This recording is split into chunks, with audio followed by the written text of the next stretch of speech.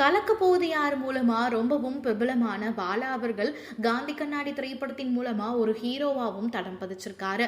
பாலாவை 50 ஹீரோயினுக்கு மேல ரிஜெக்ட் பண்ணாலும் நிஜத்துல அவர் ஒரு ஹீரோ. மக்களுடைய மக்களா அவர் எப்பயுமே மக்களுக்காக நின்று இருக்காரு, உதவி செஞ்சுட்டு இருக்காரு அப்படின்னு மக்கள் தூக்கி வச்சு கொண்டாடுறாங்க. அதுக்கு காரணம் அவர் சம்பாரிச்ச பணம் அத்தனையும் மக்களுக்காக உதவி செஞ்சுட்டு இருக்கக்கூடிய அவருடைய நல்ல உள்ளத்துக்காக மட்டும்தான்.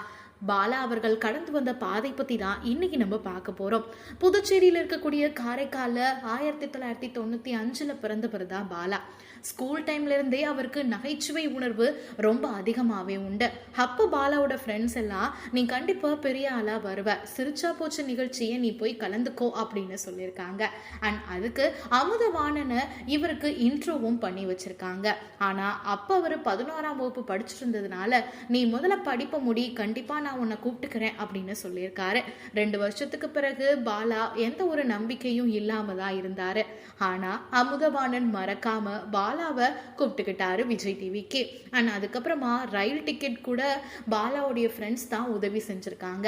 அண்ட் அமுதவாணன் ஒரு 3 வருஷம் பாலாவை அப்படி கண்ணும் கருத்துமா பார்த்திருக்காரு விஜய் டிவியில.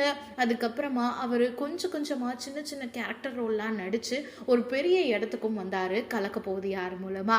வெட்டுக்கிளி பாலா அப்படின்னு பலருக்கும் பரிச்சயமான பாலா இப்போ ஒரு மனித நேயமிக்க நபரா மாறியிருக்காரு அப்படின்னு தான் சொல்லணும்.